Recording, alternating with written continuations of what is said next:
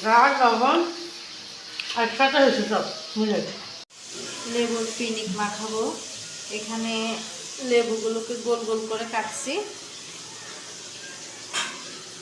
কাঁচামরিচ, এবার শুকনো মরিচ নেব। আজকে লেবু দিয়ে ভর্তা বানাবো। মরিচ, শুকনো মরিচ দিব এই লেবুর সাথে, কাঁচা মরিচ দিলাম, জাল জাল করে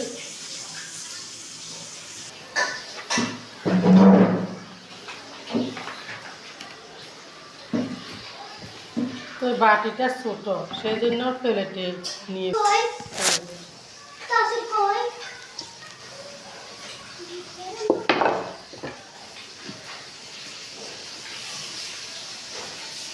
এখন তো শীতের দিন, এই লেবুর ভর্তা খাওয়া গরমের দিনে পোড়া মরিচ দিয়ে লেবুর ভর্তা বানাই খেলে এত ঝাল ঝাল, খুব মজাদার। শীতকালে ভালো লাগে না কিন্তু, গরমকাল হলে একবার ক্যামেরাটা আপনারটা একটু দূরে রাখেন, মানে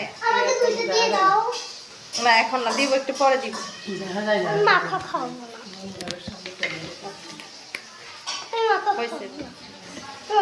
দাঁড়া দাঁড়া একটু করে মাখাই, তারপর এই চিনিটা নিয়ে আসো তো, যাও চিনি নিয়ে আসো। শুকনো মরিচ, লবণ, চিনির বয়ামটা নিয়ে আয়। শুকনো মরিচ, লবণ, গুঁড়ো মরিচ, এই মাছের জন্য কি করবো? তার সাথে একটু করে চিনি দিলে জাল জাল মিষ্টি মিষ্টি লাগবে। তোরা কিন্তু এখান থেকে আউট করে দিবেন। চিনি দিয়ে নিলাম,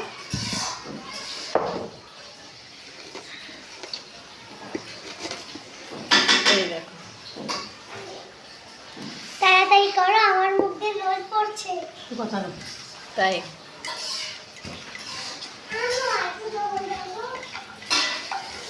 দেখে খাইতে মন চাইতেছে। লেবু দিয়ে অসাধারণ একটা রেসিপি করতেছি। সাদা সমস্যা আছে। কিরে সামনে করে ছেলে তো মানা করতে আবার ছেলেতে যাবি।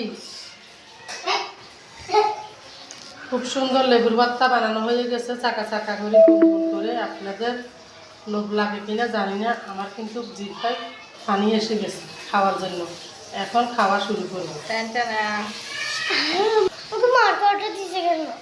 কি সুন্দর তাই না?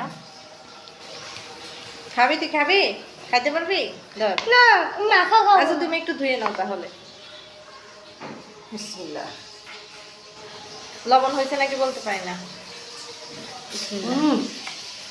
লবণ, মিষ্টি, ঝাল, টক এত মজা হয়েছে যে দারুণ।